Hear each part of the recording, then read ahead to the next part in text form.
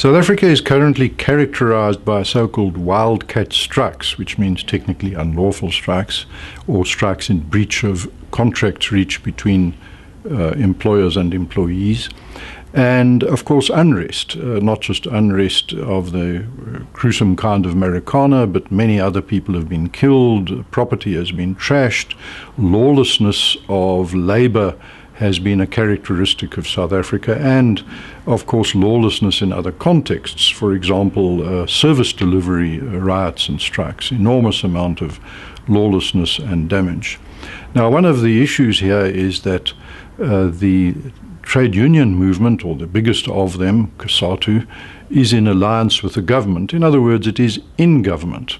And in the last 3 or 4 years, it has become more and more dominant in government. More and more people are deployed or appointed or originally from the trade union movement in ministerial and senior government positions.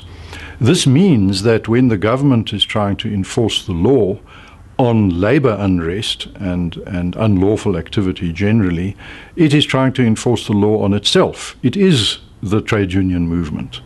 That necessarily is going to lead to conflict and lawlessness and uncertainty and essentially an inability of government to police itself. What is needed is a separation of labor and state, just as we have a separation, and for the same reasons we want a separation of church and state, or business and state, or any interest group and state. No particular interest group should be in government. It should be governed by government. And since we have this exception regarding labor, which is a legacy of the struggle against apartheid, when there was an alliance of otherwise unsuitable allies against a common enemy, that should have ended in the new South Africa in 1994. What's more serious about it, though, is that every gain made by labor results in less labor being employed. If you raise the cost, risk, and difficulty of employing people, then you necessarily will have less people employed. Employers will simply not employ, not do something. In other words, less economic growth, less investment, less entrepreneurship, or they will go abroad, the immigration of capital and skills, or they will replace labor with technology. They'll use machines instead of people. So, for example, a restaurant, instead of employing somebody to wash dishes, will buy a dishwashing machine.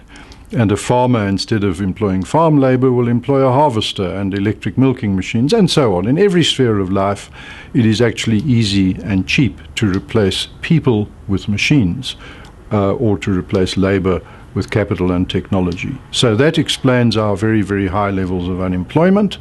And so when we worry about what the mining conditions or income conditions are of mine workers, what we do is we do that at the expense of not worrying about the destitution and indignity of 7 to 8 million South Africans who are rendered unemployed by the labor law, which makes labor too costly. Now, having said that, one of the great myths of modern times is the assumption that people who are for free markets are somehow against trade unions. This is nonsense of the worst kind. On the contrary, we have no predisposition for business or no predisposition for any other interest group or the rich or anyone. We have a predisposition for freedom, especially the freedom of the poor and the working class. They are the most important.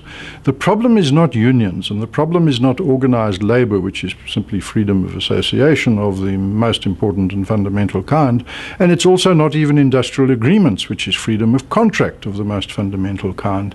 It is the labor law and the alliance in government of labor and government that is the problem that causes the unrest and instability and excessive demands and unlawful behavior by those who have jobs, and causes the unemployment amongst those who do not have jobs. So what we need to do is we need to separate labor and government. We need to liberalize the labor market, which means actually not to take rights away from unions, but give unions more rights, give them complete freedom of association and contract, and emphasize the rights of people to get and take jobs, as opposed to the rights of people with jobs to keep those without jobs out.